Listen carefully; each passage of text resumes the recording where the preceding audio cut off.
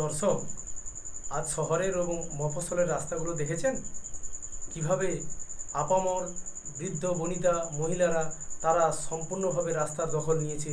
রাতে শহর এবং শহরতলির রাস্তাগুলো দখল নিয়েছে। একটাই আন্দোলন, উই ওয়ান্ট জাস্টিস, আমরা ন্যায় বিচার চাই। আরজিকর হাসপাতালে তিলোত্তমার যে নৃশংস মৃত্যু হয়েছে তার ন্যায্য বিচার চাই। পশ্চিমবঙ্গের দিকে দিকে প্রত্যেকটি জায়গায় মহিলাদের এই অহিংস আন্দোলন সত্যি সাধুবাদ জানানো প্রাপ্য এবং সঠিকই আন্দোলন। যেভাবে প্রথম দিন থেকে আরজিকর হাসপাতালে মেয়েটির যেদিন হত্যাকাণ্ড ঘটে সেদিন থেকে প্রশাসনের তরফ থেকে যে গাফিলতি, যে ব্যর্থতা এবং ঘটনাটিকে ধামাচাপা দেওয়ার জন্য যে প্রয়াস, সেই প্রয়াসটা কিন্তু কোনোভাবে সফল হতে পারেনি। কারণ নারী শক্তি জেগে উঠেছে। নারী শক্তি তার বিরুদ্ধে ক্ষোভ পঞ্জীভূত ক্ষোভ সেটা বিক্ষোভ আকারে ঠিকরে পড়ছে। প্রত্যেকটা শহর এবং শহরতলিতে কোথাও মোমবাতির আলো জ্বালিয়ে, কোথাও মোবাইলে ফ্ল্যাশ লাইট জ্বালিয়ে কিন্তু সেখানে প্রতিবাদ তৈরি করা হচ্ছে যে যে এর বিচার চাই, সুবিচার চাই। যারা যারা জড়িত তাদের প্রত্যেকেরই কঠোর থেকে কঠোরতম শাস্তি হওয়া উচিত। এই রকম নারকীয় হত্যাকাণ্ডের পরে দোষীরা ঘুরে বেড়াবে, এটা কখনোই কাম্য নয়। তাদের একটাই দাবি, উই ওয়ান্ট জাস্টিস। প্রথম দিন থেকে আরজিকর যেদিন থেকে মেয়েটি মারা গেছে সেদিন প্রথমে আত্মহত্যা বলে চেষ্টা করা হয়েছিল চালিয়ে দেওয়ার, কিন্তু কোনোভাবেই সেটা সফল হয়নি। এমনকি মেয়েটির বাবা মাকেও পর্যন্ত সঠিকভাবে দেখতে দেওয়া হয়নি। তারপরে যখন মেয়েটির বাবা মা কমপ্লেন আকারে প্রতিবাদ করলো এবং আন্দোলনের ঢেউ আছড়ে পড়লো, তখনই কিন্তু প্রশাসন খুন এবং ধর্ষণের মামলাটি যুক্ত করে। কিন্তু প্রথম প্রয়াস ছিল আত্মহত্যা বলে চালিয়ে দেওয়ার। হাসপাতাল সুপার সন্দীপ ঘোষের যে স্টেটমেন্ট দেখেছেন, কি ন্যাক্কারজনক স্টেটমেন্ট। মেয়েটি কেন এত রাতে সেমিনার হলে গেছিল, কি ধরনের মন্তব্য! অবাক করে। একজন হাসপাতাল super, safest place RG Kar hospital, যেখানে হাজার হাজার রোগী এবং তার পরিজন এবং শত শত ডাক্তার সেখানে সেবার সঙ্গে যুক্ত থাকে, সেখানে একটা প্লেস বা সেমিনার হল নিরাপদ নয়, একজন সুপারের বক্তব্য দেখেছেন। এবং বারবার তিনি একটা দিকেই ইঙ্গিত করছিলেন, এত রাতে যাওয়ার কি প্রবণতা, কেন গিয়েছিলেন ওই মেয়েটা। এটা তো কিন্তু কোথাও দায়িত্বজ্ঞানহীন মন্তব্য বলে সকল রাজ্যবাসী মনে করছে। এবং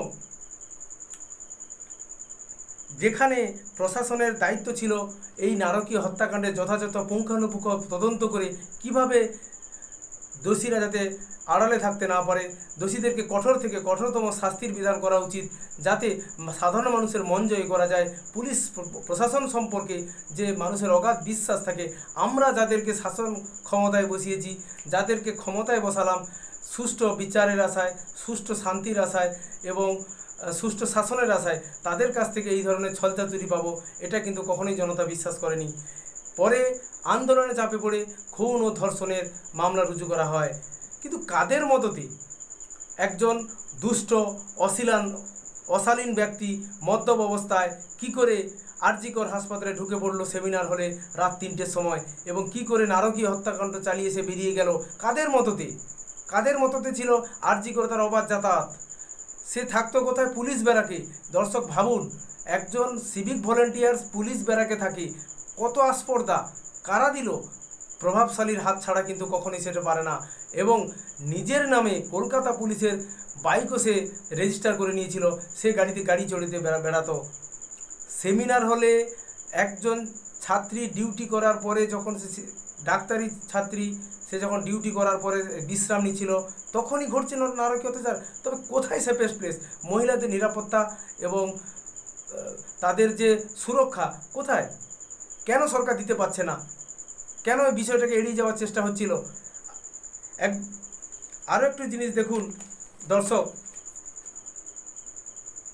সুপার সন্দীপ ঘোষ এই আন্দোলনে চাপে পড়ে পদত্যাগপত্র পাঠিয়ে দিতে বাধ্য হন এবং তিনি চাকরি থেকেও রিজাইন দিতে চাইছিলেন। কিন্তু তার পদত্যাগপত্র গৃহীত না করে 4 ঘন্টার মধ্যে এনআরএস মেডিকেল কলেজে সেখানে তাকে সুপার হিসেবে বদলি করা হয়। কি অদ্ভুত না? বিষয়টা খুব অদ্ভুত নয়? যে সুপারের আন্ডারে একটা নারকীয় হত্যাকাণ্ড ঘটে যাওয়ার পরে নিরপেক্ষ তদন্ত শেষ না হওয়ার পরেও তাকে 4 ঘন্টার মধ্যে অন্য হাসপাতালে সুপার হিসাবে নিয়োগ করা হচ্ছে, অদ্ভুত না? কোথাও ম্যাজিক বলে মনে হচ্ছে না? যেটা কি করে ঘটা সম্ভব? কি করে এই রকম একটা সিদ্ধান্ত নেওয়া যেতে পারে? দর্শক, আমাদের কিন্তু ভাবিয়ে তুলেছে। কিন্তু সঠিক পর্যবেক্ষণ, সাধারণ মানুষের হাতে হয়তো নিয়ন্ত্রণের ক্ষমতা নেই, কিন্তু আমরা আন্দোলন করতে জানি। সাধারণ মানুষ তাই আন্দোলন করতে নেমেছে এবং শাসককে দেখিয়ে দিতে চাইছে তোমার চলার পথ সঠিক নয়। আমরা সুবিচার চাই, সুবিচার যাতে পাওয়া যায় তার জন্য এই আন্দোলন। আমাদের মাথার উপর কিন্তু হাইকোর্ট রয়েছে। হাইকোর্ট যথাযথ বিচার প্রক্রিয়া করে সম্পূর্ণ তদন্তভার সিটের থেকে সিবিআইকে হস্তান্তরের নির্দেশ দেয়। কিন্তু হতাশ লাগে জানেন, যখন সিবিআইকে চার্জ হ্যান্ডওভার করা হয় হাইকোর্টে তদন্তের পরে, সেখানে আমাদের রাজ্যের মাননীয় মুখ্যমন্ত্রী যিনি বলছেন যে আমি সিবিআইকে ট্রান্সফার করেছি। কোথাও এটা হাস্যকর বলে মনে হয় না? হাইকোর্টের নির্দেশে যেখানে কেস, ডায়েরি এবং তথ্য প্রমাণ প্রত্যেকটা সিটের কাছ থেকে সিবিআইয়ের কাছে ট্রান্সফার হয়েছে, সেখানে উনি দাবি করছেন। এটা কোথাও আন্দোলনকে আরও বড় জায়গায় নিয়ে যাচ্ছে। কারণ যেভাবে প্রশাসনিকভাবে কিছু পদক্ষেপ নেওয়া হয়েছে, আন্দোলন যে আজকে চলছে, সে আন্দোলনে যারা শরিক হয়েছে তারা কিন্তু কোনোভাবেই এটা মেনে নিতে পারেনি যেটা সঠিক। এই রকম একটা নারকীয় হত্যাকাণ্ড একজনের পক্ষে ঘটে দেওয়া সম্ভব, সেটাকে চালিয়ে দেওয়ার চেষ্টা হচ্ছিল। কিন্তু সবাই জানতে চায় কারা জড়িত, কারা ঘটালো, কেন ঘটালো, কতজন জড়িত ছিল, এটাই কিন্তু আন্দোলনের প্রশ্ন। এবং আন্দোলনটা যেভাবে গঠিত হয়েছে, তারা কিন্তু এর শেষ দেখেই ছাড়বে, তারা অঙ্গীকার করেছে যে আমরা অবশ্যই এর শেষ দেখে যাই। কোথায় নিরাপত্তা?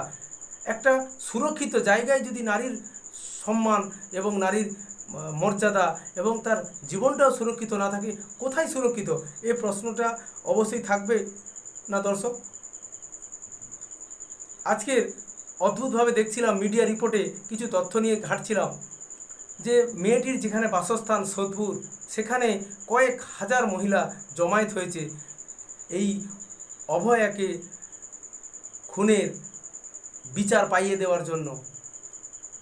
সত্যি কি শাসকের কাছে এটুকু পৌঁছাচ্ছে না? ওই মায়ের বুক ফাটা কান্নার আওয়াজটা কি শাসকের কানে পৌঁছাচ্ছে না?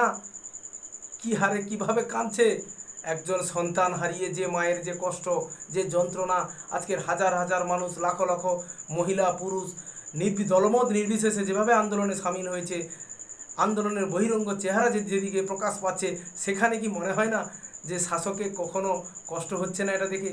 যে ওই মায়ের কতটা কষ্ট হয়েছে ভাবুন, ভেবে দেখুন। বিরূপ মন্তব্য করার আগে ছোট বড় বিভিন্ন রকম মন্তব্য বিভিন্ন নেতা নেত্রী বিভিন্ন জায়গা থেকে আসছে। কিন্তু কেন? আমরা তো প্রত্যেকেই চাইব এই হত্যাকাণ্ডের সুবিচার হোক, মেয়েটি ন্যায় বিচার পাক, যাতে পরবর্তীকালে কোনোভাবে কোনো দুষ্ট ব্যক্তির হাতে এই রকম ঘটনা না ঘটে। কঠিনভাবে শক্ত হাতে এই দায়িত্ব পালন করা উচিত ছিল বলে আমাদের মনে হয়। কিন্তু নাগরিক সমাজকে আজকের এই আন্দোলনের রাশটা হাতে তুলে নিতে হয়েছে, কারণ শাসকের কাছ থেকে সঠিক ধরনের তদন্ত প্রক্রিয়া এবং সঠিক বিচার না পাওয়ার কারণে তাদেরকে আজও প্ল্যাকার্ডে লিখতে হয়েছে উই ওয়ান্ট জাস্টিস, আমরা ন্যায় বিচার চাই। যে আন্দোলন আজকের, এই আন্দোলনটা ন্যায় বিচারের জন্য আজকে কিন্তু সম্পূর্ণভাবে সারা পশ্চিমবঙ্গে দিকে দিকে ছড়ে পড়েছে। কোচবিহার থেকে কাকদ্বীপ, ক্যানিং, বিভিন্ন জায়গায় কিন্তু মেয়েরা মোবাইলের ফ্ল্যাশ লাইট এবং মোমবাতি জ্বালিয়ে, কেউ আবার স্বাধীনতার ভারতবর্ষের পতাকা নিয়ে কিন্তু আবার মিছিলে হাঁটছে। কি অদ্ভুত, তাই না? দেশ স্বাধীন হয়েছিল ৭৭ বছর আগে। আজ রাত 12টার পরে হয়ে যাবে, আমরা প্রায় এগিয়ে চলেছি ৭৮তম স্বাধীনতা দিবস পালনে। সেখানেও কোথায় নারী নিরাপত্তা, কোথায় সেই ধরনের সুশৃঙ্খল বন্ধন, কোথায় শান্তির খোঁজে আজ আপামর বাঙালি কিন্তু আজকে রাতটা সম্পূর্ণভাবে মহিলাদের দখলে গেছে, আন্দোলনের দখলে গেছে। যে আন্দোলনটা হচ্ছে অহিংস আন্দোলন, গান্ধীজির দেখানো পথে আন্দোলন, কিন্তু আন্দোলনের স্বর একটাই, উই ওয়ান্ট জাস্টিস।